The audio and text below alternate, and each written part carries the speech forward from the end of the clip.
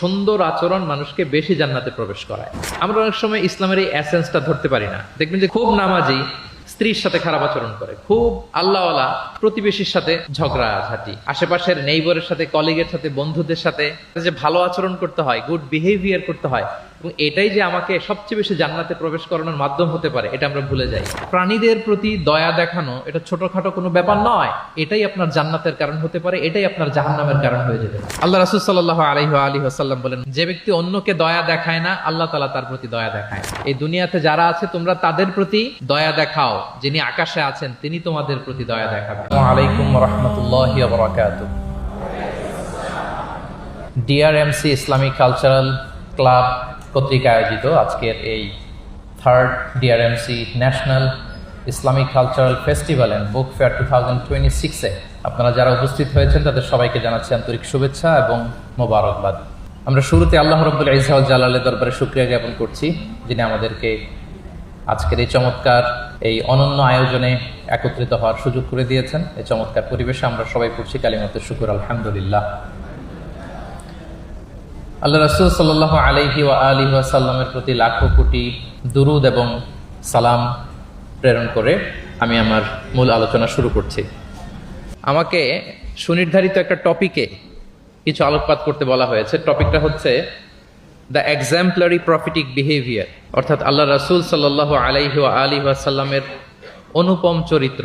ওনার আচরণ কেমন ছিল, আল্লাহ রাসূল সাল্লাল্লাহু আলাইহি সাল্লামের বিহেভিয়ার কেমন ছিল, উনি মানুষের সাথে কেমন করে মিশতেন, কিভাবে ইন্টারেক্ট করতেন, ডিলিং করতেন, এবং সেখান থেকে আমাদের প্রাত্যহিক জীবনে, আমাদের ডে টু ডে লাইফে আমরা আসলে কি শিখতে পারি, সেই বিষয়টা নিয়ে আমরা কিছু আলোকপাত করবো ইনশাআল্লাহ বিইজনিল্লাহ।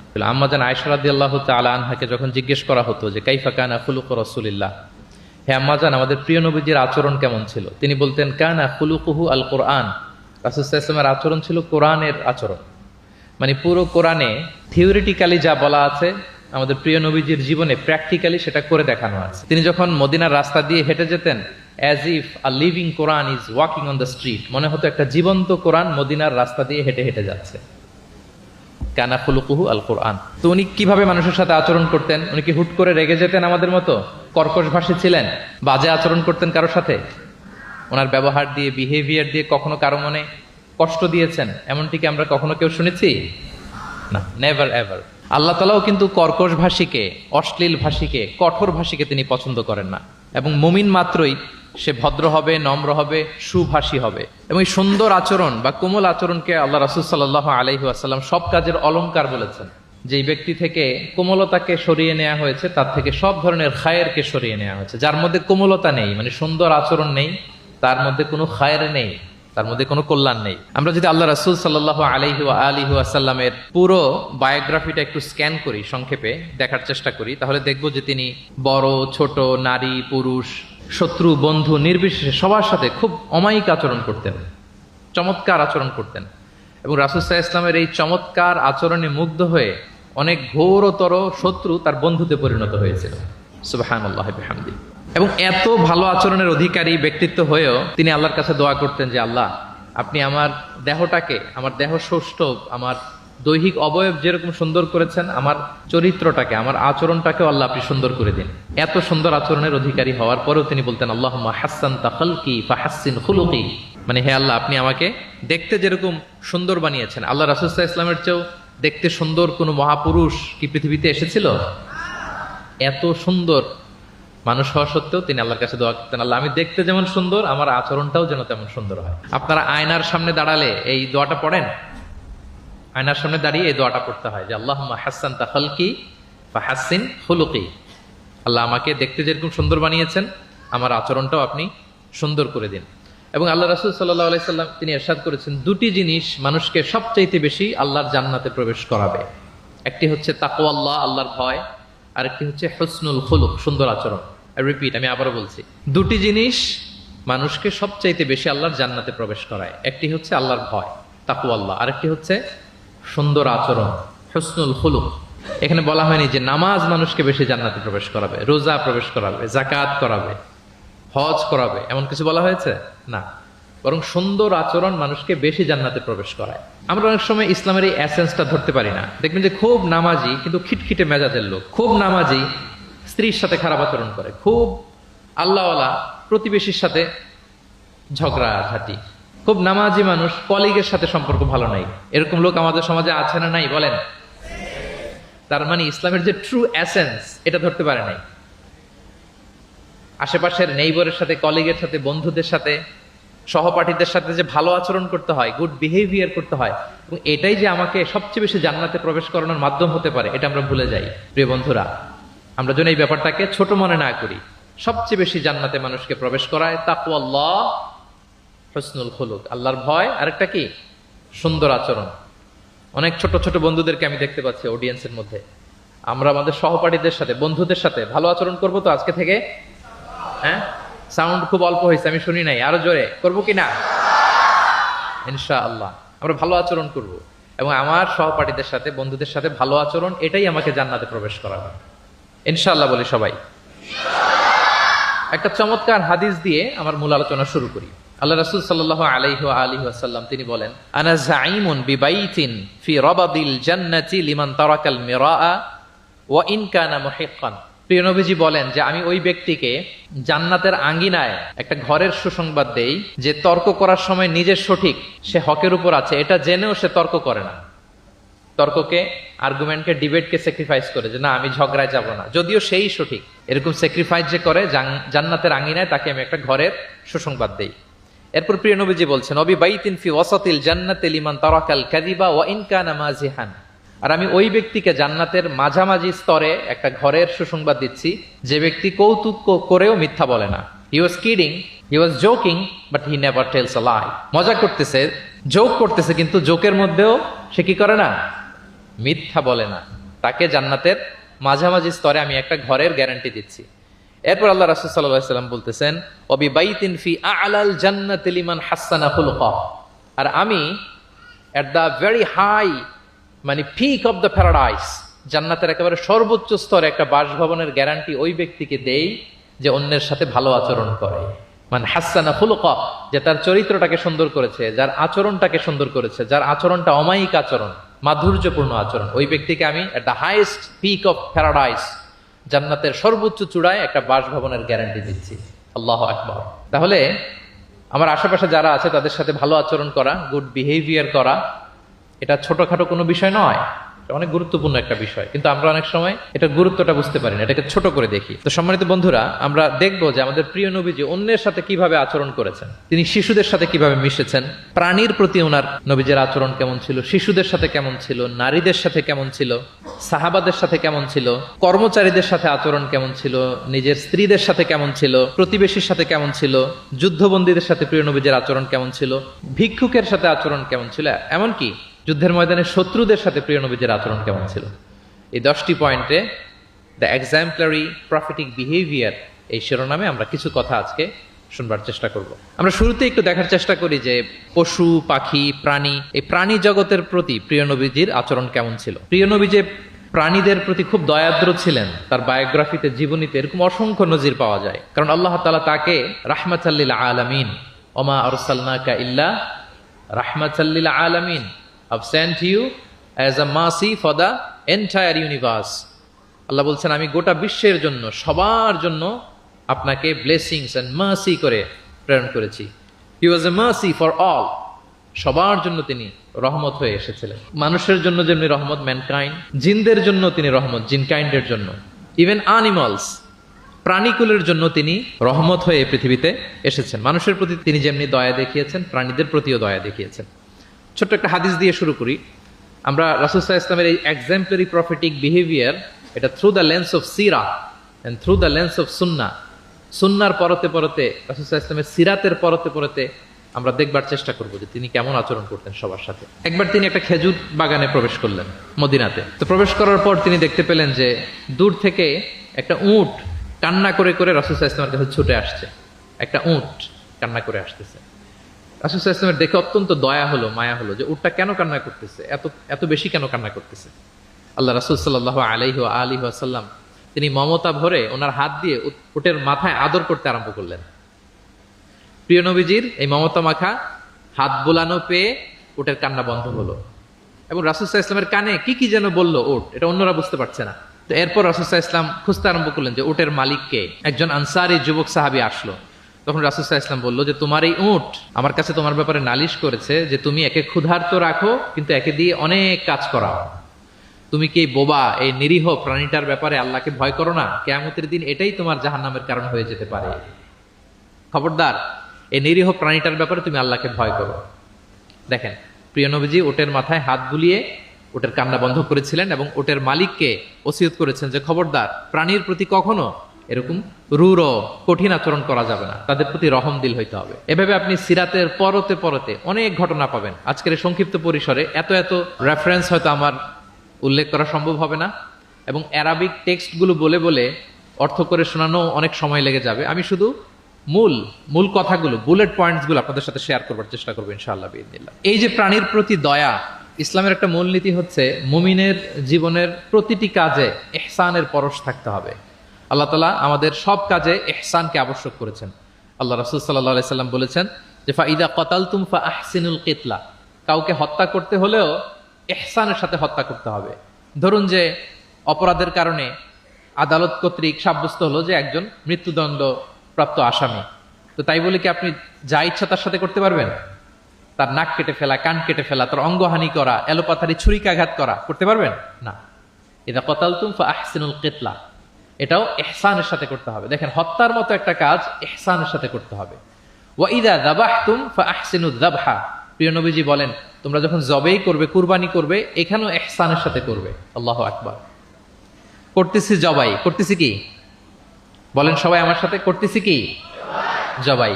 কারণ প্রাণীটাকে তো মেরেই ফেলতেছি, কিন্তু প্রিয় নবীজি বলেন এই জবাই করার ক্ষেত্রেও ইহসান করতে হবে। এত সুন্দরভাবে দ্রুত তার গলায় ছুরি লাগাতে হবে যাতে কয়েক সেকেন্ডের মধ্যেই জবাইয়ের কাজটা হয়ে যায়। আপনি ইচ্ছে মতো এলোপাথারি তাকে ছুরি দিয়ে কষ্ট দিতে পারবেন না। মুমিনের প্রতিটি কাজের যেন ইহসানের পরশ থাকে। একবার আল্লাহ রাসূল সাল্লাল্লাহু আলাইহি সাল্লাম এক সাহাবীর পাশ দিয়ে যাচ্ছেন। ওই সাহাবী একটা ভেড়াকে জবাই করার জন্য মাটিতে শুইয়ে পা দিয়ে চেপে ধরে এরপর ছুরি ধার করতেছে। ছাগলটাকে মাটিতে শুইয়ে পা দিয়ে চেপে ধরে এরপরে কি করতেছে? ছুরি ধার করতেছে। আর প্রাণীটা এই ছুরি ধার করার দৃশ্যটা দেখতেছে। আল্লাহ রাসূল সাল্লাল্লাহু আলাইহি ওয়াসাল্লাম তাকে ধমক দিলেন, শাসালেন, বললেন তুমি তো এটাকে 2 বার জবাই করে ফেললে, একটু পরে তো জবাই করবে, এখনই তো জবাই করে ফেলতেছো। তুমি কি আগে ধার দিয়ে নিতে পারলা না? জবাইয়ের আগে তুমি কি ছুরিটাকে ধারালো করে নিতে পারলা না? শার্পেন করে নিতে পারলা না? এভাবে আল্লাহ রাসূল সাল্লাল্লাহু আলাইহি ওয়াসাল্লাম সব সময় প্রাণীদের প্রতি তিনি দয়া দেখিয়েছেন।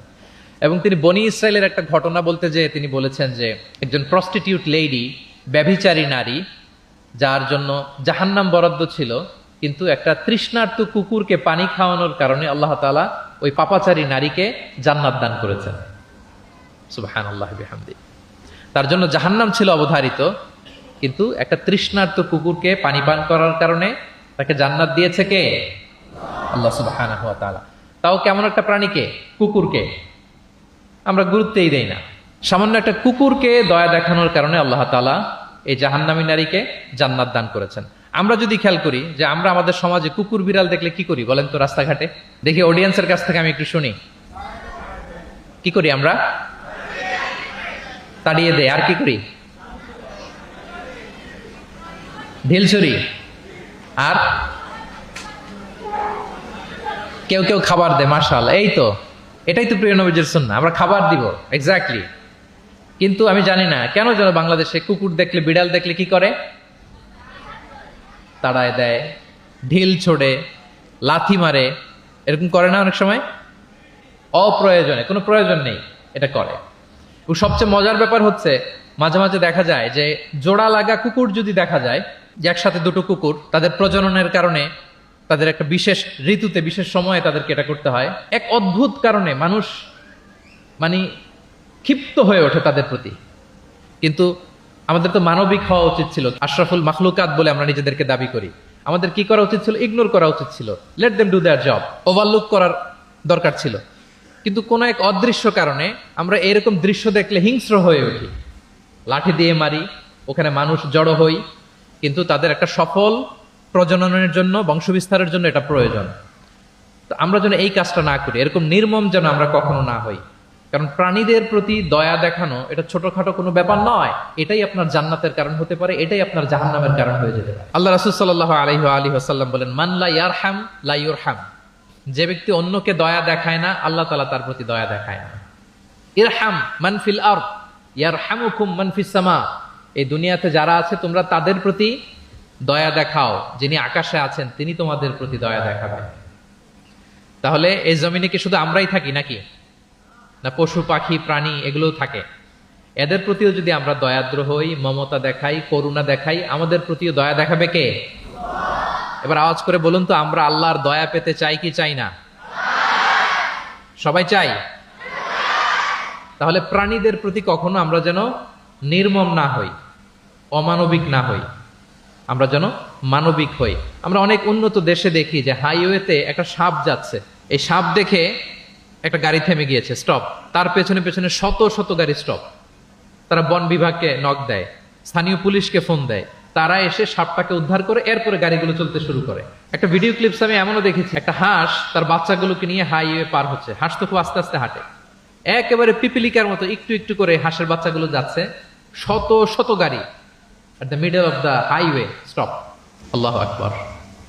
কিন্তু বাংলাদেশে দেখবেন যে রাস্তা দিয়ে সাপ যায় না কুকুর যায় না বিড়াল যায়, কোনো কেয়ার নাই, একেবারে ড্যাম কেয়ার। যে প্রাণীদের প্রতি দয়া দেখায় না, আল্লাহ তাআলা তার প্রতি দয়া দেখান না।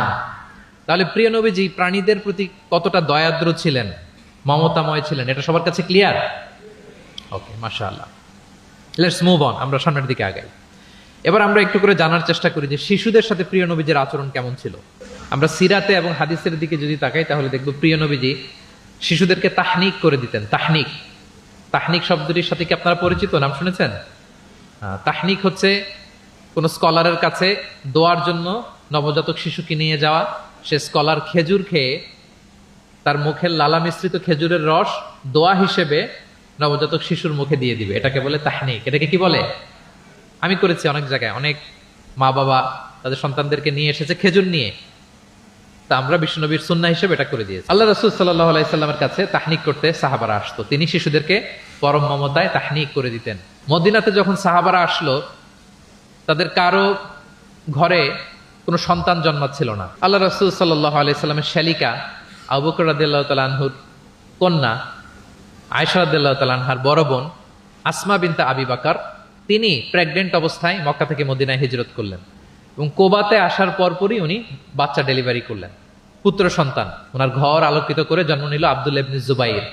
মদিনায় আনন্দের হিল্লোল বয়ে গেল, কারণ ইহুদিরা বলছিল এই যে মুসলমানদের ঘরে কোনো সন্তান হয় না, সন্তান হয় না।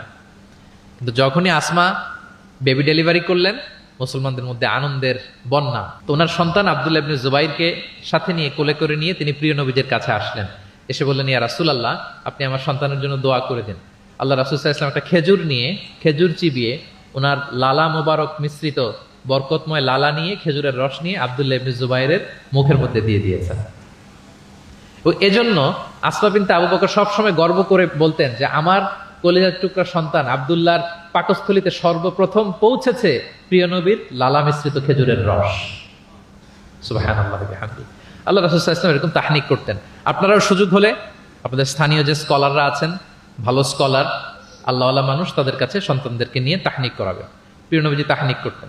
শিশু সন্তানদেরকে তিনি কোলে নিতেন, হাদিসে এসছে অনেক বাচ্চাকে তিনি কোলে নিয়েছেন এবং ওই বাচ্চা আল্লাহর হাবিব সাল্লাল্লাহু আলাইহি সাল্লামের জামার মধ্যে প্রস্রাব করে দিয়েছে, এটাও হাদিসে এসছে। এরকম ইনসিডেন্টও ঘটেছে। তিনি বাচ্চাদেরকে আগে সালাম দিতেন।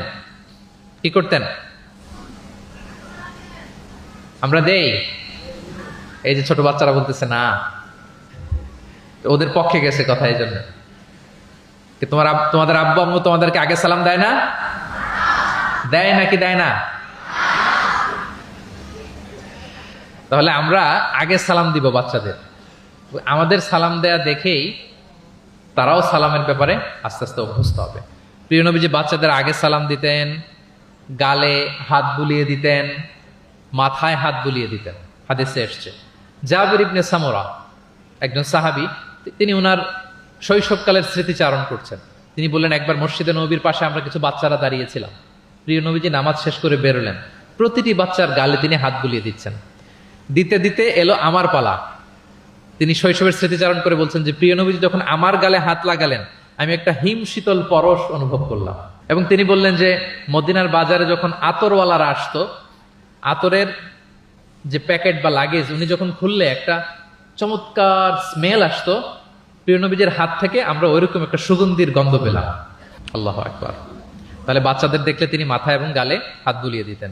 তিনি বাচ্চাদেরকে দেখলে চুমু খেতেন, বাচ্চাদের সাথে খুব মজা করতেন, খেলাধুলা করতেন। হাদিসে এসছে ওনার চাচাতো ভাই যারা আছে ছোট ছোট, তাদেরকে তিনি লাইন ধরে দাঁড় করাতেন আর বলতেন, মান সাবাকা ইলাইয়া ফালাহু কাদা ওয়া কাদা। দেখি কে এসে আমাকে আগে ধরতে পারে, যে ফার্স্ট হবে তাকে এটা দিব, যে আগে ধরতে পারবে তাকে এটা দিব। আল্লাহু আকবার।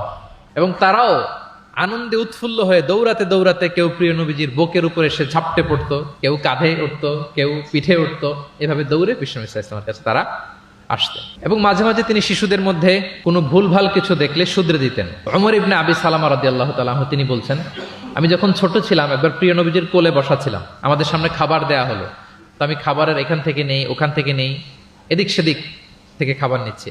আল্লাহ রাসূল সাল্লাল্লাহু আলাইহি ওয়াসাল্লাম আমাকে বললেন, ইয়া গোলাম, হে বৎস, সাম্মিল্লাহ, তুমি বিসমিল্লাহ বলো। তাহলে খাওয়ার শুরুতে আমরা কি বলবো? ওয়া কুল বিয়ামিনিক, এবং ডান হাতে খাও। কোন হাতে? কোন হাতে? ডান হাতে। আচ্ছা।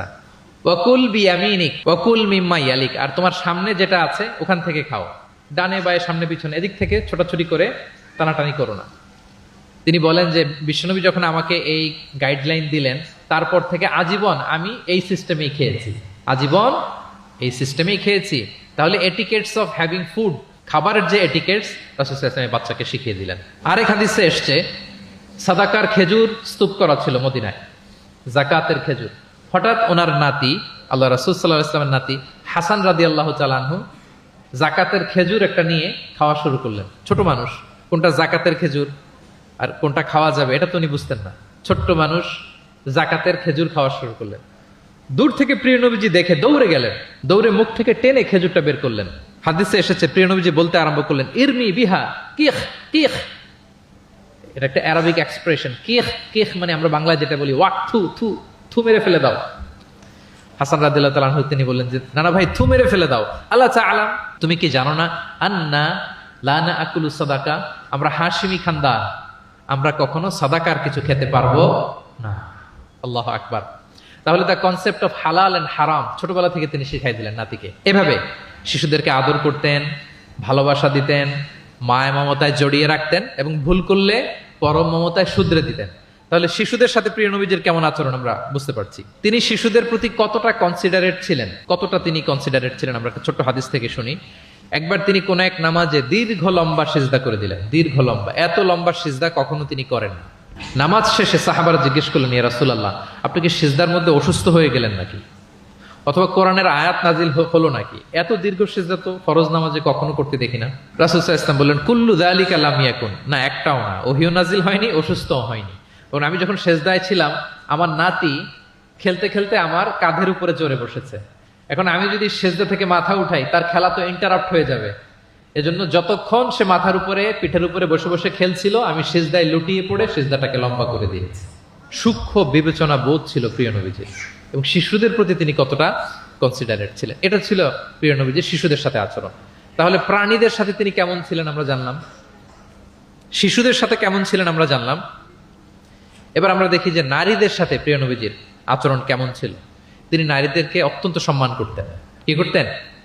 সম্মান। তিনি বলতেন, আদ দুনিয়া কুল্লুহা মাতা ওয়া খায়রু মাতা'আদ দুনিয়া আল মারআ সালিহা। পৃথিবীর সব কিছু যা দেখা যায় সব সম্পদ, কিন্তু এর মধ্যে সবচেয়ে দামি সম্পদ হচ্ছে নেককার নারী। কারণ তাদের পেট থেকেই পৃথিবীর সব ভালো মানুষ, মহাপুরুষরা এসেছে, আল্লাহর ওয়ালিরা এসেছে, নবীরা এসেছে। নবীরা কাদের পেট থেকে এসেছে বলেন? নবীরা মায়েদের পেট থেকে এসেছে না? এবং তিনি বলতেন, খায়রুকুম খায়রুকুম লি আহলিহি ওয়া আনা খায়রুকুম লি আহলি। তোমাদের মধ্যে সে সবচেয়ে সেরা যে তার পরিবারের কাছে সেরা, মানে স্ত্রীর কাছে সেরা, আর আমি আমার স্ত্রীর কাছে সেরা। প্রিয় নবীজি বলতেন। আল্লাহু আকবার। একবার একদল নারী এবং শিশুকে বিয়ের অনুষ্ঠান থেকে ফেরার পথে তাদেরকে দেখে প্রিয় নবীজি বললেন, তোমরা আমার কাছে সর্বাধিক প্রিয়। নারীদেরকে তিনি অত্যন্ত পছন্দ করতেন এবং সম্মান করতেন, এবং নারীদের সাথে ভালো আচরণ করার ব্যাপারে তিনি আমাদেরকে আদেশ করেছেন। তিনি বলেছেন, ফাস্তাউসু বিন-নিসাই খায়রা, খবরদার নারীদের সাথে রূঢ় আচরণ করো না, খারাপ আচরণ করো না, তাদের সাথে ভালো আচরণ করো।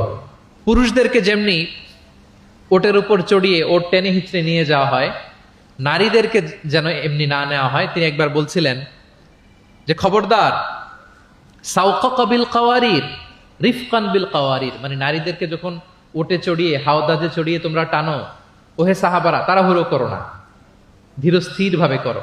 অর্থাৎ তিনি বুঝাতে চাইলেন কাওয়ারির মানে হচ্ছে কাচের তৈরি তৈজসপত্র বা বাসনপত্র। আমাদের ঘরে যে কাচের প্লেট, চামচ, গ্লাস আছে, এগুলো যদি সাবান দিয়ে আমাদের ধুইতে হয়, ক্লিন করতে হয়, আমরা কি করি? খুব সাবধানে এটাকে ধরি, রাখি, ক্লিন করি, তাই না? এটাকে খুব সফটলি ডিল করতে হয়। রাসূল সাল্লাল্লাহু আলাইহি ওয়াসাল্লাম সেটাই বললেন, নারীদেরকে কাচের সাথে তুলনা করে বললেন তাদের সাথে এরকম কোমল আচরণ করতে হবে। এবং তিনি বলেছেন দুনিয়ার প্রতিটি মায়ের পায়ের নিচে আছে তার সন্তানের বেহেশত। সুবহানাল্লাহ। এবং সন্তান জন্ম দিতে যে কোন নারী যদি ইন্তেকাল করে, প্রিয় নবীজি বলেন ওই নারীকে আল্লাহ তাআলা কিয়ামতের দিন শহীদদের কাতারে দাঁড় করিয়ে দিবেন। আল্লাহ তাআলা যাকে একটি কন্যা দিয়েছেন তার জন্য একটি জান্নাত, দুইটি কন্যা দুইটি জান্নাত, যতগুলো কন্যা ততগুলো জাহান্নামের দরজা ব্লকেজ হয়ে যাবে। সুবহানাল্লাহ। এভাবে তিনি নারীদের সাথে আচরণ করেছেন। নারীরা মদিনার সমাজে প্রিয় নবীজির পেছনে সালাতে অংশগ্রহণ করত, প্রিয় নবীজির পেছনেই তারা সালাতে অংশগ্রহণ করতো। এখনো আপনারা মদিনাতে বা মক্কাতে গেলে দেখবেন যে পুরুষদের পাশাপাশি নারীরাও সেখানে সালাতে অংশগ্রহণ করে। প্রিয় নবীজিকে ডিরেক্টলি তারা প্রশ্ন করতেন, কিউএ সেশনে অংশগ্রহণ করতেন, কোশ্চেনিং আনসারিং সেশন। নারীদের মধ্যে থেকে দাঁড়িয়েও তারা প্রশ্ন শুরু করে দিতেন। রাসূল সাল্লাল্লাহু আলাইহি ওয়াসাল্লামের সাথে সফরে অংশগ্রহণ করতেন। এভাবে প্রিয় নবীজি নারীদেরকে একটা মর্যাদার আসনে রেখেছেন, তাদের সাথে এইভাবে তিনি ডিল করতেন। এবার আমরা একটু জানার চেষ্টা করি যে সাহাবাদের সাথে প্রিয় নবীজির আচরণ কেমন ছিল, মানে যারা ছিল প্রিয় নবীজির সাথী তাদের সাথে আচরণ কেমন ছিল। আমরা জানি যে সাহাবারা হচ্ছে প্রিয় নবীজির হাতে গড়া ছাত্র, হাতে গড়া টিম। নবীজির সুখে দুঃখে সবসময় তারা থাকতো এবং প্রিয় নবীজিকে আগলে রাখতো। প্রিয় নবীজির একম্পেনি তারা কখনো মিস করতে চাইতো না। এমনকি কখনো কখনো কোনো সাহাবার ক্ষুধা লাগলে তারা প্রিয় নবীজির কাছে এসে বসে থাকতো। তারা বলতো যে প্রিয় নবীজির চেহারার দিকে তাকিয়ে থাকলে আমাদের ক্ষুধা মিটে যেত। নবীজির নুরানি চেহারার দিকে তাকিয়ে থাকলে কি হতো? পেটের ক্ষুধা চলে যেত। যে আয়াত দিয়ে আমি শুরু করেছিলাম, ফাবিমা রাহমাতিম মিনাল্লাহি লিনতা লাহুম ওয়ালাউ কুনতা ফাযযান গালিযাল কলবি লানফাদ্দু মিন হাওলিক। নবী হে, আল্লাহর রহমতে আপনি কোমল হৃদয়ের অধিকারী হয়েছেন, এজন্য সবাই আপনাকে ঘিরে থাকতে চায়, আপনার পাশে থাকতে চায়। আপনি যদি কর্কশ ভাষী হতেন, কঠোর আচরণের অধিকারী হতেন, তাহলে এখন যেমনি আপনার সাহাবারা আপনাকে ঘিরে রাখে, সব সময় আপনার পাশে থাকতে চায়, তারা এমনটি আপনাকে ঘিরে রাখতো না। এবং আল্লাহ রাসূল সাল্লাল্লাহু আলাইহি ওয়াসাল্লামের চেহারায় সবসময় একটা স্মাইলিং ফেস থাকতো, অলওয়েজ স্মাইল। তিনি বলতেন তাবাসসুমুকা ফি ওয়াজহি আখিকা সাদাকা, your smile to your brother it's a charity. তুমি তোমার ভাইয়ের দিকে তাকিয়ে যে মুচকি হাসি দাও, এতেও আল্লাহ তাআলা তোমার আমলনামায় সাদাকা দেওয়ার সওয়াব দিয়ে দেন। আপনারা মুচকি হাসেন তো? কি মুচকি হাসেন? হ্যাঁ, মুচকি হাসবেন। মুচকি হাসতে পয়সা লাগে না, লাগে? মুচকি হাসবেন, মুচকি হাসলে এটা সাদাকা দেওয়ার সমান সওয়াব। অলওয়েজ একটা স্মাইলি ফেসে থাকতেন প্রিয় নবীজি। ওনার চেহারা দেখলেই মানুষের মন ভালো হয়ে যেত। আল্লাহু আকবার। সাহাবাদের সাথে ওনার আচরণ কেমন ছিল, ডিলিংস কেমন ছিল? এক নম্বরে তিনি খুব কোমল আচরণ করতেন সাহাবাদের সাথে। কেউ যখন প্রিয় নবীজির সাথে কথা বলতো, ওই লোক কথা বলার সময় চোখ না ফেরালে প্রিয় নবীজি কখনো তার থেকে চেহারা ফেরাতেন না। মুসাফা করার সময় যিনি প্রিয় নবীজির সাথে মুসাফা করেছেন, ওই লোক হাত টেনে না নিলে প্রিয় নবীজি কখনো হাত টেনে নিতেন না। সুবহানাল্লাহ, হোয়াট এ হাম্বল পার্সোনালিটি। তিনি সাহাবাদের প্রতি এতটাই কোমল ছিলেন, একটা ছোট্ট হাদিস থেকে আমরা একটু বোঝার চেষ্টা করি। তিনি সাহাবাদের নিয়ে বসা ছিলেন, এক বেদুইন এসে মসজিদে নববীতে 2 রাকাত নামাজ পড়লো। 2 রাকাত নামাজ পড়েই বিষ্ণু ইসা ইসলামের কাছেও আসে না, সালামও দেয় না, কারণ বেদুইন তো সভ্যতার কোনো অ্যাটিকেটস, কোনো ছোঁয়া তার মধ্যে লাগেনি। সে নামাজ পড়ে আল্লাহর কাছে দোয়া করতেছে, এবং দোয়া কিরকম দেখেন, সে দোয়ায় বলতেছে আল্লাহুম্মা আরহামনি ওয়া মুহাম্মাদা ওয়ালা তারহাম মা'আনা আহাদা, মানে আল্লাহ তুমি আমারে রহম করো আর মুহাম্মদ সাল্লাল্লাহু আলাইহি ওয়াসাল্লামকে রহম করো, আমাদের দুজনের সাথে আর কাউরে রহম করো না তুমি। বেদুইন, তার মধ্যে এটিকেটস অফ দোয়া, দোয়ার যে একটা আদব আছে এটা তার জানা নাই। সে বলে আল্লাহ আমাকে মাফ করো, মুহাম্মদ সাল্লাল্লাহু আলাইহি ওয়াসাল্লামকে মাফ করো, আর কাউকে না। তো দূর থেকে রাসূল সাল্লাল্লাহু আলাইহি ওয়াসাল্লাম দেখে হেসে বললেন, হায়রে, একটা প্রশস্ত ব্যাপারকে সে সংকীর্ণ বানায় ফেললো। কারণ আল্লাহর দরবারে কি রহমের কোনো কমতি আছে? সবাই বলুন তো আওয়াজ করে, আল্লাহর দরবারে রহমতের কোনো কমতি ঘাটতি আছে? কোনো কমতি নাই, কোনো ঘাটতি নাই। তো সে তো দোয়াতে আমাদের সবাইকে ইনক্লুড করলেও পারতো। যাই হোক, নামাজ পড়ে দোয়া করে এবার মসজিদে নববীর মাঝখানে পেশাব করতে আরম্ভ করলো। কোথায়? মসজিদের মাঝখানে। সাহাবারা তো রেগে মেগে আগুন, তাকে ধরতে যাবে, মারতে যাবে। রাসূল সাল্লাল্লাহু আলাইহি ওয়াসাল্লাম বললেন দাউ, রাখো, বোঝেন আলোকটা করতে দাও, করে ফেললো। এবার প্রিয় নবীজি বললেন হারিকু আলা বাউলিহি সাজলান মিন মা, তখনকার মসজিদে নববী তো বালুর ফ্লোর ছিল, জানেন আপনারা? আমাদের এখনকার মসজিদ তো এই যে এরকম পাকা টাইলস করা, কার্পেটিং, আরো কত কি, কিন্তু তখনকার মসজিদে নববী ছিল কিসের? ফ্লোরটা বালুর। রাসূল সাল্লাল্লাহু আলাইহি ওয়াসাল্লাম বললেন যে বালুর মধ্যে যদি পেশাব করে দিছে, এক বালতি পানি ঢেলে দাও। এক বালতি পানি ঢেলে দেয়া হলো। আর সাহাবাদেরকে তিনি শান্ত হতে বললেন যে থামো, তার প্রতি আগ্রাসী হয়েও না, কারণ ফাইন্নামা বুইসতুম মুয়াসসিরিন, তোমরা সহজপন্থী হয়ে প্রেরিত হয়েছো, ওয়ালাম তুবআসু মুআসসিরিন, তোমরা কট্টরপন্থী হয়ে প্রেরিত হও নাই। আল্লাহু আকবার। তিনি বুঝালেন যে এই উম্মাত হবে সহজপন্থী, কট্টরপন্থী নয়। যে কোনো জিনিসকে খুব সিম্পলি ডিল করতে হবে। এবার তিনি ওই বেদুনকে ডেকে পাঠালেন, বললেন আচ্ছা তুমি যে মসজিদের ভিতরে তোমার উট ঢুকালে এবং মাঝখানে পেশাব করে দিলে, তুমি কি জানো এটা এই কমিউনিটির ইবাদতগাহ, এই মদিনার সোসাইটির এটা একটা মসজিদ। আমরা এখানে নামাজ পড়ি, আল্লাহর জিকির করি, এখানে কোরআন তেলাওয়াত করি, এই জায়গায় বসে তোমার পেশাব করা কি ঠিক হলো? প্রিয় নবীজি যখন ভালোবেসে তাকে কাছে ডেকে বুঝালেন, সে মাথা নিচু করে এবার কাচুমাচু করতে আরম্ভ করলো। সে লজ্জিত হয়ে প্রিয় নবীজির কাছে ক্ষমা চাইল। সুবহানাল্লাহ। তাহলে তিনি সাহাবাদের প্রতি কতটা কোমল আচরণের অধিকারী ছিলেন, এই হাদিস থেকে আমরা বুঝতে পারলাম। তিনি সাহাবাদের জন্য দোয়া করতেন, প্রাণ ভরে দোয়া করতেন। একবার তিনি ওয়াশরুম সেরে, রাসূল সাল্লাল্লাহু আলাইহি ওয়াসাল্লাম তো সব সময় ওযু অবস্থায় থাকতেন, শুধু ওয়াশরুম সেরে আবার ওযু করা পর্যন্ত যে টাইমটা, এতটুকু ছাড়া। ওয়াশরুম সেরে আসলেন, এসেই দেখেন একটা পাত্রের মধ্যে কে যেন অজুর পানি রেখে দিয়েছি। খুশি হয়ে গেলেন তিনি বললেন যে আমার যে এখন অজুর পানি লাগবে, এটা কে বুঝলো, কে রাখলো? বলা হলো যে এটা আব্দুল্লাহ রেখেছে, ছোট্ট আব্দুল্লাহ, ওনার কাজিন আব্দুল্লাহ ইবনে আব্বাস, ওনার চাচাতো ভাই। উনি এত খুশি হলেন ছোট্ট আব্দুল্লাহর এই কাজে, যে আমার যে এখন অজুর পানি লাগবে এটাও কি করে বুঝলো। উনি এত খুশি হলেন, খুশি হয়ে তার জন্য একটা দোয়া করলেন। তিনি বললেন যে আল্লাহুম্মা ফাক্কিহু ফিদ্দীন ওয়া আল্লিমহু তা'ওয়িল, আল্লাহুম্মা আল্লিমহুল কিতাব, মানে আল্লাহ তুমি তাকে কোরআনের জ্ঞান শিক্ষা দিও, কোরআনের খুঁটিনাটি জ্ঞান তুমি আব্দুল্লাহকে শিক্ষা দিও। এবং প্রিয় নবীজির দোয়ার বরকতে আব্দুল্লাহ ইবনে আব্বাস রাদিয়াল্লাহু তাআলা আনহু, তিনি রাইসুল মুফাসসিরিন, গোটা বিশ্বের সব মুফাসসিরদের সম্রাট হয়ে গিয়েছেন। পৃথিবীতে যত মুফাসসির আসবে তার মধ্যে হেড অফ মুফাসসির, চিফ সম্রাট হচ্ছেন আব্দুল্লাহ ইবনে আব্বাস রাদিয়াল্লাহু তাআলা। ওই প্রিয় নবীজির দোয়া। আমি গত সপ্তাহে ওনার মসজিদ ভিজিট করে এসেছি, তায়েফে। উনি শেষ জীবনে তায়েফে থাকতেন, ওখানে ইন্তেকাল করেছেন, ওখানে ওনাকে কবরস্থ করা হয়েছে। বিশাল মসজিদ আছে, মসজিদ আব্দুল্লাহ ইবনে আব্বাস রাদিয়াল্লাহু তাআলা। এভাবে তিনি দোয়া করতেন। আনাস রাদিয়াল্লাহু তাআলা আনহুর মা মদিনায় যখন প্রিয় নবীজি আসলেন, সবাই প্রিয় নবীজিকে বিভিন্ন গিফট দেয়, কেউ এটা দেয় ওইটা দেয়, বিভিন্ন ধরনের হাদিয়া দেয়। তো উম্মে সুলাইম গরিব মানুষ, উনি এসে বলেন ইয়া রাসূলুল্লাহ, সবাই আপনার সাথে দেখা করে কিছু না কিছু হাদিয়া দেয়, আমার তো হাদিয়া দেওয়ার কোনো সামর্থ্য নাই, আমি কি দিব আপনাকে? আমার এই ছোট্ট ছেলেটাকেই আপনারা আমি হাদিয়া দিয়ে দিলাম। ছেলেটার নাম হচ্ছে আনাস। কি নাম? আনাস রাদিয়াল্লাহু তাআলা। প্রিয় নবীজির খাদেম, কর্মচারী ছিলেন। তো বললেন ইয়া রাসূলুল্লাহ, আপনি রেখে দেন, আমার কলিজার টুকরা আনাসই হচ্ছে আমার পক্ষ থেকে আপনার জন্য গিফট, আপনি তার জন্য একটু দোয়া করেন। তো তিনি দোয়া করতে আরম্ভ করলেন, আল্লাহুম্মা আকসির মালা ওয়া ওয়ালাদা, আল্লাহ আপনি আনাসের সম্পদ বাড়ায় দেন, আল্লাহ আপনি আনাসের সন্তান বাড়ায় দেন। এই যে দোয়া করেছেন, ওয়া বারিক লাহু ফিমা আতাইতা, যা দিবেন এতে বরকত দিয়ে দেন, এই যে দোয়া করেছেন, দোয়ার ফলে কি হয়েছে দেখেন। আনাস রাদিয়াল্লাহু তাআলা আনহু বলেন, প্রিয় নবীজির এই দোয়ার বরকতে মদিনার সবার খেজুর বাগানে বছরে খেজুর হতো একবার, কিন্তু আমি আনাসের খেজুর বাগানে বছরে খেজুর হতো 2 বার। আর ওনার সর্বসাকুল্যে 80 জন সন্তান ছিল। 80 জন। কয়জন? যেহেতু অনেকগুলো ফ্যামিলি ছিল ওনাদের, প্রিয় নবীজির দোয়ার বরকতে 2 বার বছরে খেজুর হতো ওনার বাগানে, আর 80 জন সন্তান তিনি পেয়েছিলেন। তাহলে সাহাবাদের প্রতি কোমল আচরণ করতেন, তাদের জন্য দোয়া করতেন, তাদের ভালো গুণের প্রশংসা করতেন। অনেক হাদিস, অনেক হাদিস, এগুলো বলতে গেলে অনেক সময় লেগে যাবে। একটা বিখ্যাত হাদিস আপনারা জুমার খুতবার সময় প্রায় শোনেন, আরহামু উম্মতি বি উম্মতি আবু বকর, শোনেন? ওয়া আশাদ্দুহুম ফি আমরিল্লাহি উমর, এই যে মুখস্থ। ওয়া আসদাকুহুম হায়ান উসমান, ওয়া আকরাউহুম লিকিতাবিল্লাহি উবাই। তার মানে এই উম্মতের মধ্যে সবচেয়ে সফট হার্টেড হচ্ছেন আবু বকর, সবচেয়ে সফট হার্টেড। আল্লাহর জমিন, আল্লাহর দ্বীন বাস্তবায়নে সবচেয়ে কঠোর হচ্ছেন ওমরে ফারুক। সবচেয়ে কঠোর কে?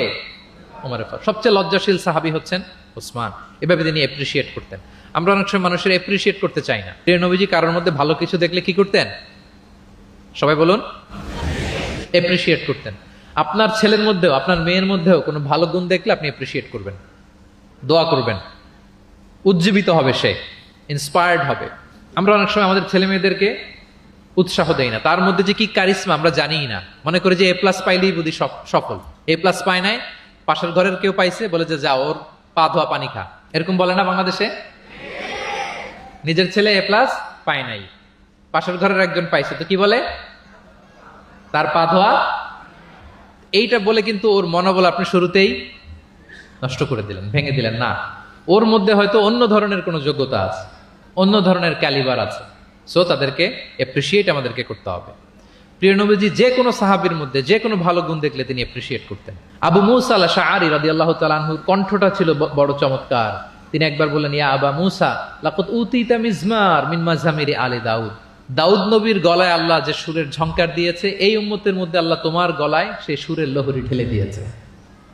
সুবহান। তো তিনি বলেন, ইয়া রাসূলুল্লাহ, আমি তো আপনার সামনে কখনো কোরআন তেলাওয়াত করিনি, আমার গলায় যে সুর আছে আপনি কি করে বুঝলেন? প্রিয় নবীজি বলেন, গত রাতে তোমার ঘরের পাশ দিয়ে যাচ্ছিলাম, তুমি যে তেলাওয়াত করছিলে আমি দরজার বাইরে, ঘরের দেয়ালের বাইরে দাঁড়িয়ে দাঁড়িয়ে শুনছিলাম। আবু মুসা বলে, ইয়া রাসূলুল্লাহ, আপনি শুনছিলেন, এটা যদি আমি টের পেতাম আমি ফজর পর্যন্ত শুধু তেলাওয়াত করতেই থাকতাম। সুবহানাল্লাহ পড়বেন না? তাহলে আমরা যেন এপ্রিসিয়েট করি। প্রিয় নবীজি এপ্রিসিয়েট করতেন, সাহাবাদেরকে যথাযথ তারবিয়া দিতেন, তাদের সাথে মাঝে মাঝে রসিকতা করতেন, খোশ গল্প করতেন, সাহাবীদের সাথে একসাথে মিলেমিশে কাজ করতেন। মসজিদ নির্মাণের ঘটনা আমরা জানি, কোবা মসজিদ, মসজিদে নববী। এমন না যে চেয়ারে বসে থেকে এই তোমরা মসজিদ বানাও, না। একজন ট্রু লিডারের বৈশিষ্ট্য হচ্ছে উনি সামনে এগিয়ে যাবেন, ওনাকে দেখে দেখে ফলোয়াররা ফলো করবে, ঠিক না? প্রিয় নবীজি নিজে মাটি বহন করেছেন, পাথর বহন করেছেন, নিজে খন্দকের পরীক্ষা খনন করেছেন, পেটে পাথর বেঁধেছেন।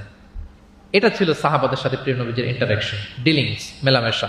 এবার আমরা একটু দেখি যে প্রিয় নবীর যারা খাদেম ছিলেন, কর্মচারী ছিল, তাদের সাথে কেমন আচরণ ছিল। আমরা তো আমাদের বাসায় পান থেকে চুন খসলেই হাত তুলে ফেলি কাজের লোকদের গায়ে, এরকম দেখি না আমরা? দেখেছেন পত্রপত্রিকায়? খুব বেশি মানুষের অধিকার নিয়ে কথা বলে, মানবাধিকার কর্মী, কিন্তু ঘরের গৃহ কর্মী যারা আছে পিটিয়ে একেবারে পিঠ লাল করে ফেলছে, এরকম দেখি না আমরা?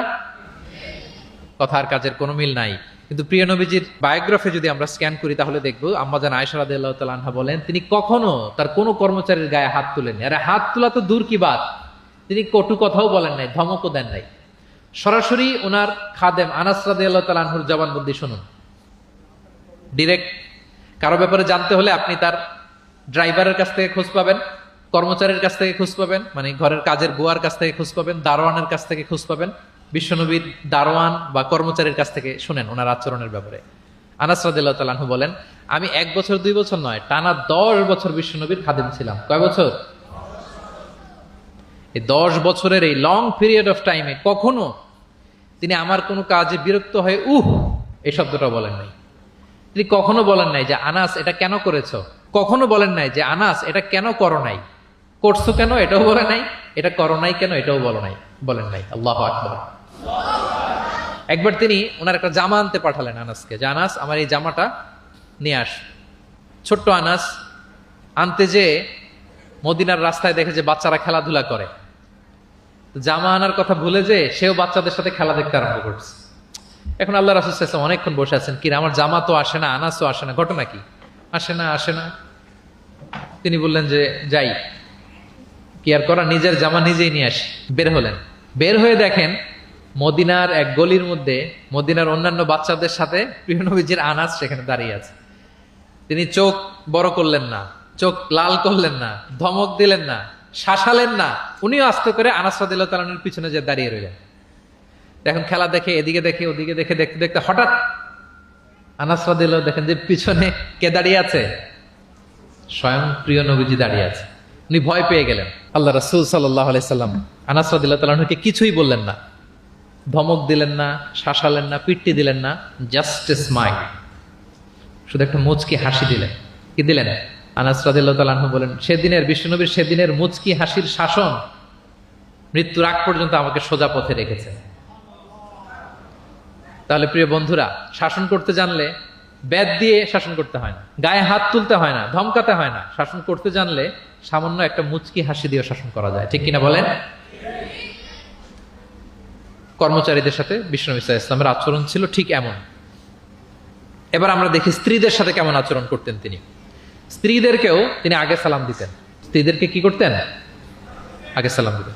আমাদের মধ্যে একটা ভুল বোঝাবুঝি আছে, আমরা অনেক সময় মনে করি যে না, স্ত্রীদের হয়তো আগে সালাম দিতে হবে, স্বামীরা সালাম দিবে না, এরকম একটা টেন্ডেন্সি থাকে। এটা ভুল।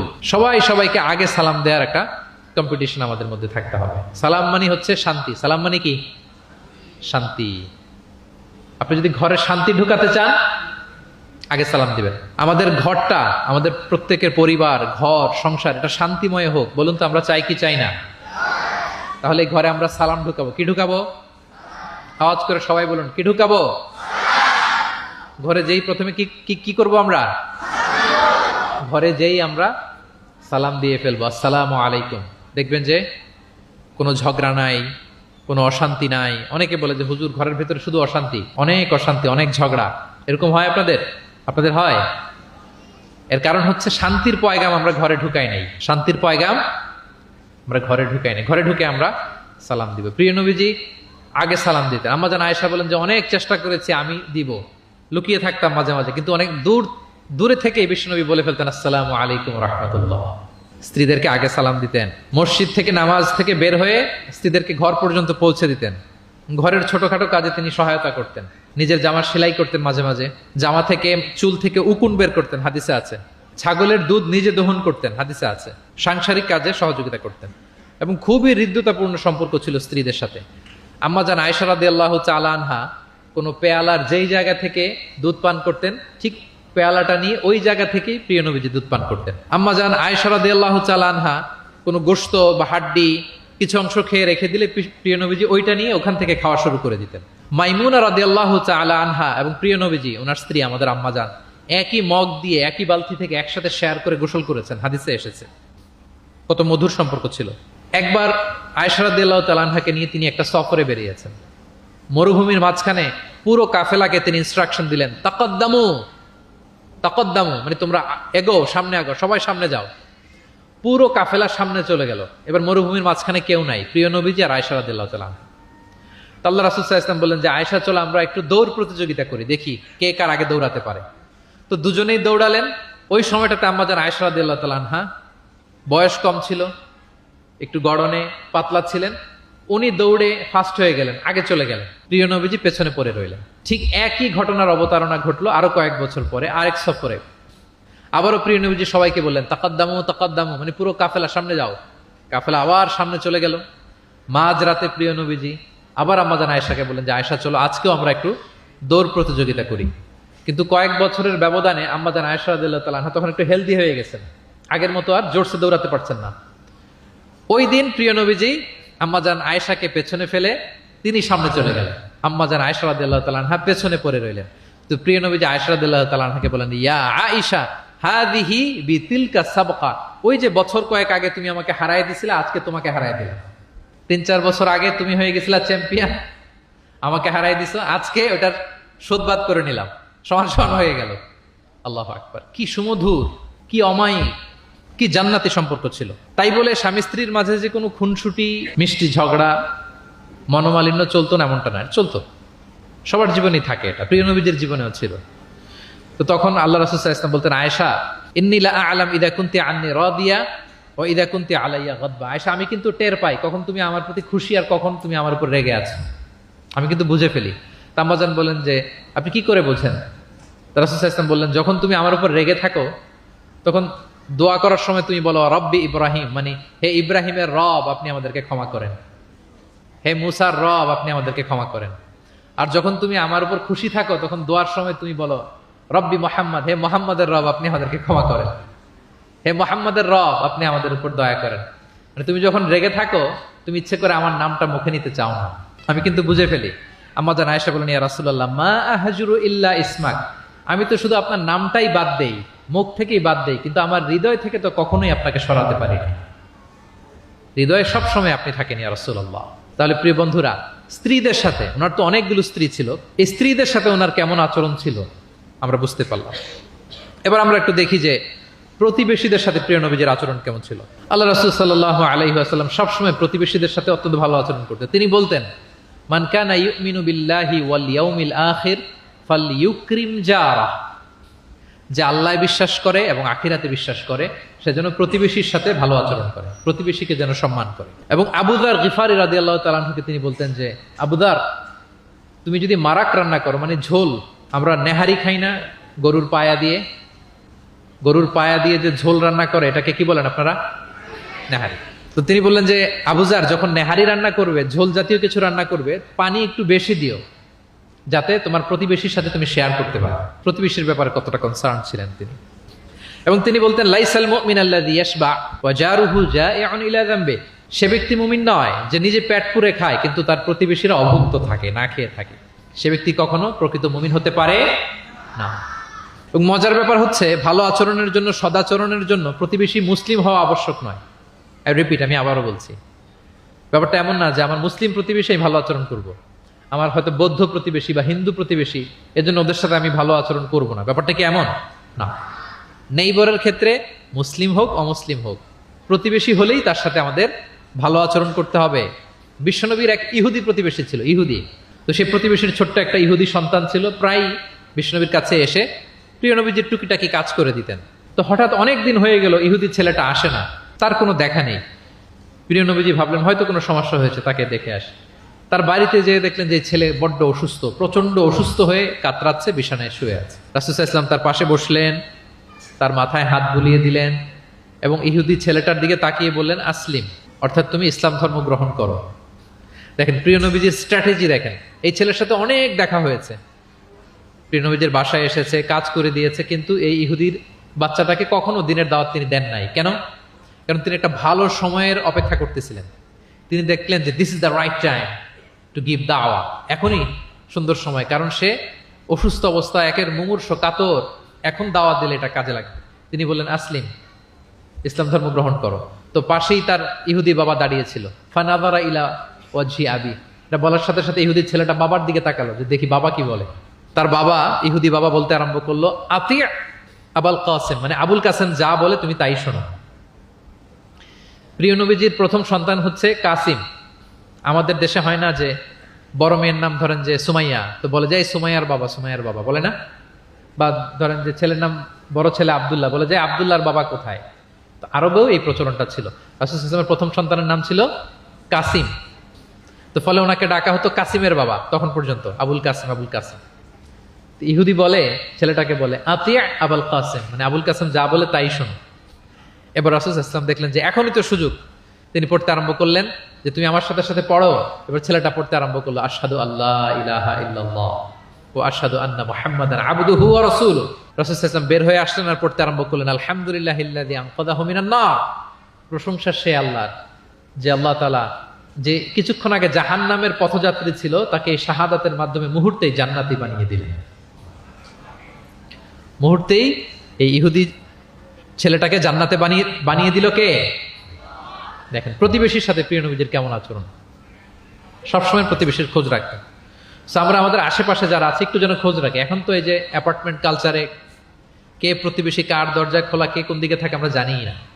কিন্তু সুযোগ হলে আমার আশেপাশে যারা আছে আমরা যেন একটু খোঁজ রাখি, সুস্থ আছে কিনা, তাদের কোনো ধরনের সমস্যা হচ্ছে কিনা, কোনোভাবে আমি তাদের কাজে লাগতে পারি কিনা, ফিনান্সিয়ালি সাপোর্ট অথবা পরামর্শ দিয়ে হলো আমরা যেন তাদেরকে সাপোর্ট করি। তাহলে প্রতিবেশীর সাথে প্রিয় নবীজির বিহেভিয়ার কেমন ছিল আমরা জেনে গেলাম। এবার আমরা জানবো যুদ্ধবন্দীদের সাথে প্রিয় নবীজির কেমন আচরণ ছিল। পিওডাব্লিউ, প্রিজনার অফ ওয়ার। আমরা তো আবু গারিব কারাবারের কথা শুনেছি, আবু গারিব শুনেছি না? গুয়ান্তানামো বে, আয়নাঘর, এটা তো সবাই শুনেছি। আয়নাঘরের নাম শুনেন নাই? কি ধরনের নির্যাতন হয়েছে সেখানে, যারা বেরিয়ে আসছে তাদের কথা যখন আমরা শুনেছি আমাদের গা শিউরে উঠেছে। যুগে যুগে যুদ্ধবন্দীদের সাথে মানুষ কেমন আচরণ করত। আয়নাঘরেরা তো আর যুদ্ধবন্দী না, তো এদেশের স্বাধীন নাগরিকদের উপর জুলুম করা হয়েছে, অপারেশন চালানো হয়েছে। তো যুদ্ধবন্দীদের সাথে প্রিয় নবীজির আচরণ কেমন ছিল আমরা যদি একটু দেখি, কম্পেয়ার টু এই আবু গারিব, গুয়ান্তানামো বে, এই সমস্ত আয়নাঘরের যে ইনসিডেন্ট আমাদের সামনে আছে, এটাকে একটু সামনে রেখে যদি দেখি যে যুদ্ধে যদি কেউ বন্দী হতো প্রিয় নবীজির হাতে, উনি কি আচরণ করতেন। আমরা যদি বদরের যুদ্ধ শেষে যারা বন্দী হয়েছে তাদের ঘটনা দেখি, দেখবো যে প্রিয় নবীজি সাহাবীদের মাঝে তাদেরকে ভাগ করে দিয়েছেন এবং সব সাহাবীদেরকে এই যুদ্ধবন্দীদের সাথে ভালো আচরণের নির্দেশ দিয়েছেন। সাহাবারাও এই নির্দেশনা অক্ষরে অক্ষরে পালন করেছে। তারা তুলনামূলক কম দামি খাবারটা খেয়ে যুদ্ধবন্দীদেরকে দামি খাবারটা খাইয়েছে। সুবহানাল্লাহ। একটা ছোট্ট ঘটনা শেয়ার করলে বুঝতে পারবেন যে প্রিয় নবীজি যুদ্ধবন্দীদের সাথে কেমন আচরণ করতেন। সুমামা ইবনে উসাল রাদিয়াল্লাহু তাআলা আনহু, উনি ইয়ামামার অধিবাসী ছিলেন।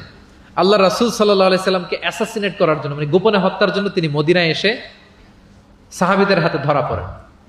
সাহাবীরা ওনাকে মসজিদে নববীর পিলারের সাথে রশি দিয়ে বেঁধে রাখে এবং প্রিয় নবীজির কাছে তথ্যটি পৌঁছান যে ইয়া রাসূলুল্লাহ আপনাকে হত্যা করতে এসেছিল, আমরা তাকে ধরেছি, মসজিদে নববীর পিলারে বেঁধেছি। রাসূল সাল্লাল্লাহু আলাইহি ওয়াসাল্লাম তার কাছে গেলেন, তার খোঁজ খবর নিলেন, ইসলামের বিভিন্ন সুন্দর সুন্দর কথা, দ্য বিউটি অফ ইসলাম তার সামনে তুলে ধরলেন এবং সাহাবাদেরকে বললেন যে তাকে ভালো ভালো খাবার দাও। বাড়িতে এসে বললেন রুটি বানাও, জব দিয়ে রুটি বানিয়ে সুমামার জন্য পাঠাও। সুমামা প্রথমে রুটি খেলো। এরপরের দিন এক সাহাবীকে বললেন যে তুমি ওটের দুধ দহন করে গরম গরম দুধ তার জন্য নিয়ে যাও। এরপরের দিন সে দুধ খেলো। এভাবে প্রিয় নবীজি প্রতিদিন তার সাথে দেখা করেন এবং ইসলামের সুন্দর সুন্দর কথাগুলো তাকে শোনান। সুমামা তো অবাক যে তোমরা যুদ্ধবন্দীদের সাথে এমন আচরণ করো। সুমামা রীতিমতো অবাক যে জামাই আদর চলতেছে টানা 3 দিন। আর রাসূল সাল্লাল্লাহু আলাইহি ওয়াসাল্লামের কাছে যখন ইসলামের বিভিন্ন বিষয়গুলো সে শুনতে শুনতে অবাক হয়ে ইসলামের প্রতি তিনি আকৃষ্ট হতে লাগলেন। টানা 3 দিন তাকে যখন প্রিয় নবীজি দাওয়াত দিলেন, আপ্যায়ন করলেন, 3 দিন পরে প্রিয় নবীজি সাহাবাদেরকে বললেন যাও এবার মসজিদে নববীর ওখানে যে সুমামার দেহ থেকে রশিটা খুলে দাও। সাহাবারা বললেন ইয়া রাসূলুল্লাহ সে ভয়ঙ্কর খুনি, অত্যন্ত ভয়ঙ্কর, আপনি তাকে চিনেন না। প্রিয় নবীজি বললেন আমি যা বললাম তাই করো, যাও তার রশিটা খুলে দাও।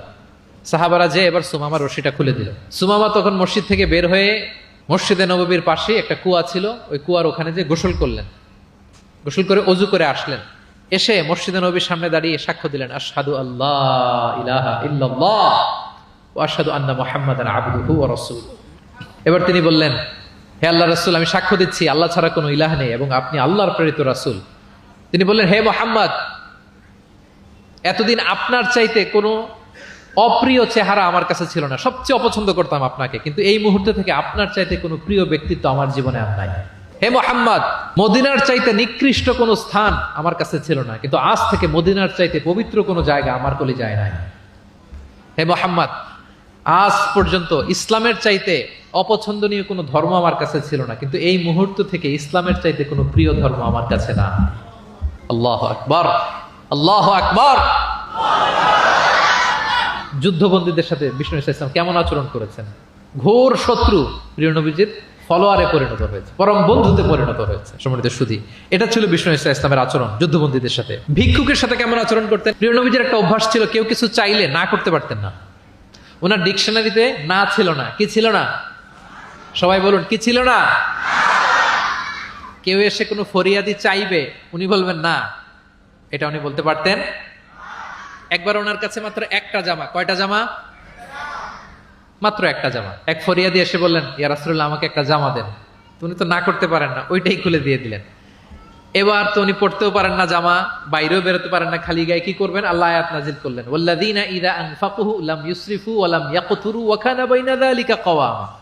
এর অর্থ হচ্ছে যারা দান করে, দান হওয়া উচিত এমন, কৃপণতাও করবে না আবার অতিমাত্রাও করবে না, মাঝামাঝি। তো বুঝাতে চাইলেন নবী জামা যদি দুটো থাকতো তো একটা দিতেন, ছিল কয়টা?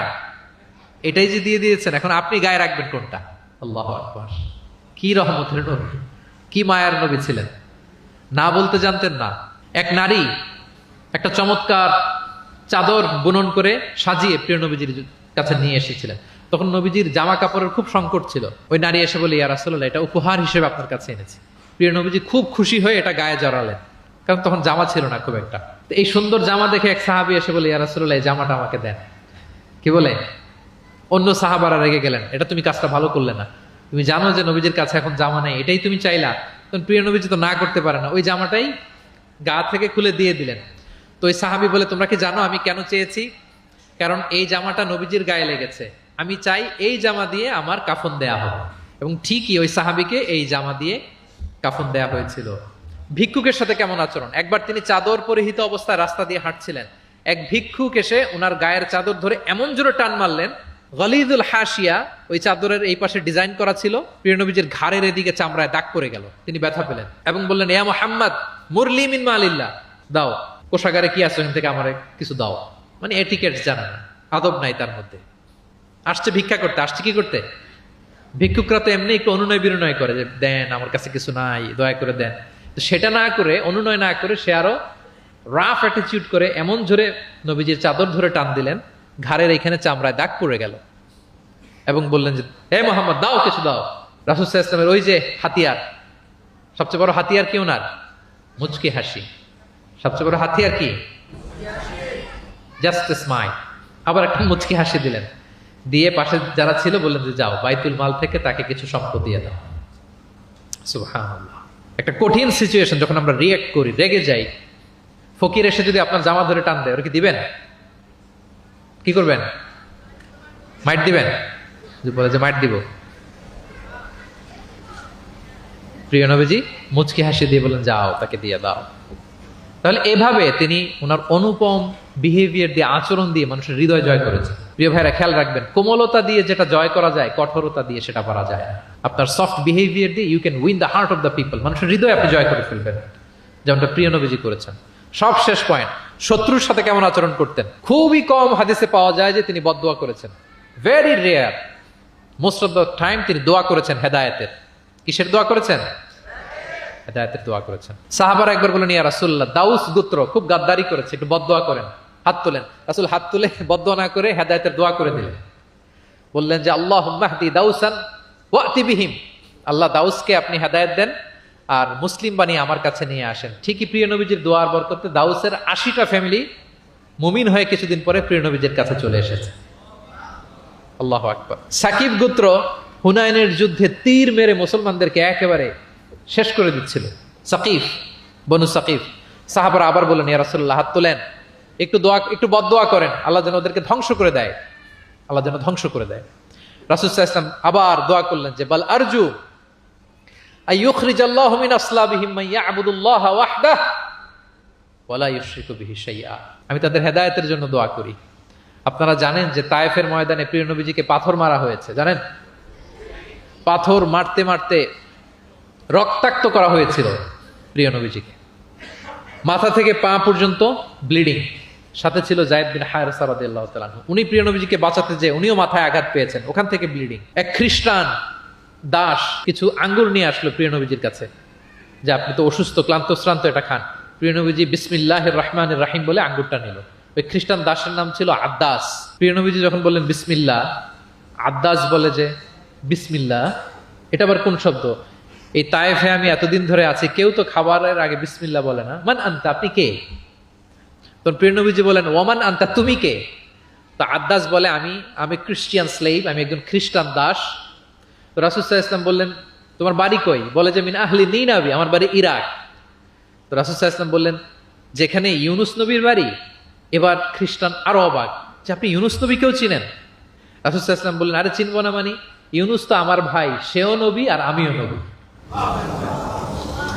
ইউনুস যে নবী ছিল আলাইহিস সালাম, এই নবুয়তির ধারাবাহিকতার এই চেইনটাকে পূর্ণতা দিতে আল্লাহ তাআলা আমাকে পাঠিয়েছেন, খাতামুন নবিয়্যিন, seal of the all prophets. আদ্দাস অবাক হয়ে গেল। আদ্দাস রাদিয়াল্লাহু তাআলা আনহু ঠিক ওই জায়গায় এই খ্রিস্টান বালক রাসূল সাল্লাল্লাহু আলাইহি ওয়াসাল্লামের কাছে শাহাদা পড়ে মুসলমান হয়ে গেল।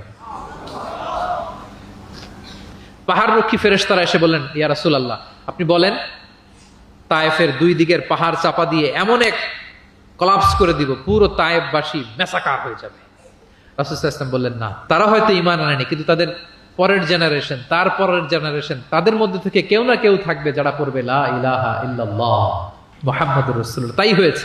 আমি গত সপ্তাহে উমরায় ছিলাম, একদিনের জন্য তায়েফ গিয়েছিলাম। মসজিদের অভাব নাই, ইসলামিক ইনস্টিটিউশনের অভাব নাই। প্রিয় নবীজির সেই দোয়া সত্যিই বাস্তবায়িত হয়েছে।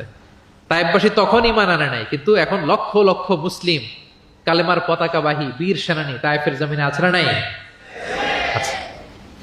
শত্রুদের সাথে তিনি এমন আচরণ করেছেন। উহুদের ময়দানে রক্তাক্ত হয়েছেন, দাঁত ভেঙেছে, হেলমেট ভেঙে দন্দন মোবারক শহীদ হয়েছে বিশ্বনবীর। কিন্তু হেদায়েতের দোয়া করেছেন। তিনি বলেছেন আল্লাহুম্মা হদি কওমি ফাইন্নাহুম লা ইয়ালামুন, আল্লাহ আমার কওমকে আপনি মাফ করেন, ওরা চিনে নাই, বুঝে নাই। শুধু যে ক্ষমাই চাইছে আল্লাহর কাছে তা না, ওদের হয়ে এক্সকিউজ করতেছে। শুধু এতটুকু করলে হয়তো যে আল্লাহ ক্ষমা করে দেন, শুধু এতটুকুই না, আবার বলতেছে আল্লাহ ওরা বুঝে নাই। ছোট মানুষ ভুল করলে আমরা কি বলি? যে কেন ভুলটা করছে, কারণ বুঝে, ওর হয়ে আমরা ওকালতি করি। তো প্রিয় নবীজি বলতেছেন আল্লাহ তাদেরকে হেদায়েত দেন আমার কওমকে, কারণ ফাইন্নাহুম লা ইয়ালামুন, আমি যে নবী তারা চিনে নাই, তারা আমাকে চিনে নাই, তারা বুঝতে পারে নাই। এভাবে আল্লাহ রাসূল সাল্লাল্লাহু আলাইহি ওয়াসাল্লাম শত্রুদের সাথে যুদ্ধের ময়দানে আচরণ করেছেন। যুদ্ধের ময়দানে প্রিয় নবীজির কঠোর নির্দেশনা ছিল, খবরদার কোনো নারীর গায়ে হাত তুলবে না, কোনো শিশুর গায়ে হাত তুলবে না, কোনো বিধর্মী পাদ্রীর গায়ে হাত তুলবে না। যুদ্ধ থেকে বিরত আছে, নিউট্রাল, এমন কোনো মানুষের গায়ে হাত তুলবে না। আত্মসমর্পণ করে তোমাদের কাছে সিকিউরিটি চাচ্ছে, আত্মসমর্পণ করেছে, নিরাপত্তা চাচ্ছে, তাদের গায়ে হাত তুলবে না। ওই এলাকার গবাদি পশুর গায়ে হাত তুলবে না, কৃষিজ পণ্যকে ডিস্ট্রয় করবে না যুদ্ধের ময়দানে। এই নির্দেশনাগুলো বিষ্ণু ইসা ইসলাম দিয়েছেন, এবং এগুলোর কারণেই শত্রুরাও বিষ্ণু ইসা ইসলামের বন্ধুতে পরিণত হয়েছেন। আমরা জানি যে এলাকায় থাকতে দেয় নাই, তায়েফে গিয়েছে, থাকতে দেয় নাই, আত্মীয় স্বজন সহ mental torture, physical torture and what not, কি করে নাই কোরাইশরা। সেই কোরাইশদের কাছে যখন অষ্টম হিজরিতে বিজয়ীর বেশে তিনি গেলেন, থার থার করে কাঁপতেছিল কোরাইশরা যে হায় রে, আজকে তো গত এই কয়েক যুগের প্রতিশোধ মোহাম্মদ নিবে, রক্তের বন্যা বইয়ে দিবে আজকে মক্কায়। কিন্তু সবার দিকে তাকিয়ে বিশ্বনবী কি বললেন? লা তাসরিবা আলাইকুমুল ইয়াউম ইযহাবু ফাআনতুমুত তালাকা, যাও আজকে ক্ষমা করে দিলাম। ভাই ভাইয়ের সাথে যে আচরণ করবে, আজকে আমি তোমাদের সাথে ওই আচরণ করব। সুবহানাল্লাহ। This was the character and behaviour of the last messenger Muhammad সাল্লাল্লাহু আলাইহি ওয়াসাল্লাম। সম্মানিত সুধী, তাহলে আমরা যেটা বুঝলাম, কোমল আচরণ দিয়ে আপনি যা অর্জন করতে পারবেন, কঠোর আচরণ দিয়ে, রূঢ় আচরণ দিয়ে, খারাপ ব্যবহার দিয়ে পারবেন? সবাই বলেন তো পারবেন? ব্যক্তি তার সুন্দর আচরণ দিয়ে খুব সহজেই অন্যের মাঝে প্রভাব বিস্তার করতে পারে। আমরা দেখেছি যে প্রিয় নবী শিশুদের সাথে, নারীদের সাথে, বন্ধুর সাথে, শত্রুর সাথে অমায়িক আচরণ করেছেন। এক্সাম্পলারি বিহেভিয়ার, অমায়িক আচরণ। আমরা যেন সেই আচরণের অধিকারী হতে পারি, আমরা যেন সেই ব্যবহারের অধিকারী হতে পারি।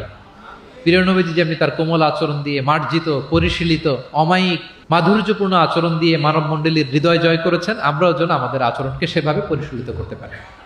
আল্লাহ তাআলা আমাদের সবাইকে কথাগুলো বোঝার ও আমল করার তৌফিক দান করুন। হাযা মা ইনদি ওয়াল ইলমু ইনদাল্লাহি আলাইহি তাওয়াক্কালতু ওয়া ইলাইহি উনীব। ওয়াসসালামু আলাইকুম ওয়া রাহমাতুল্লাহি ওয়া বারাকাতুহু।